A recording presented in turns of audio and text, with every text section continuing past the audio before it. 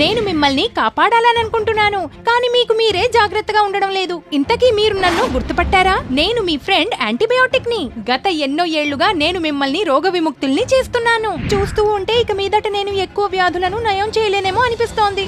ఎందుకంటే మీరు నన్ను దురుపయోగపరిచారు. ఎలాగో తెలుసుకోవాలనుకుంటున్నారా? చూడండి. హీనా, చాలా తలనొప్పిగా ఉంది, అలసటగా ఉంది, ఆరోగ్యం దెబ్బతినేలా ఉంది. యాంటీబయాటిక్ ఇవ్వవా? అంకుల్ గారు, యాంటీబయోటిక్ మీ శరీరాన్ని శక్తివంతం చేయదు.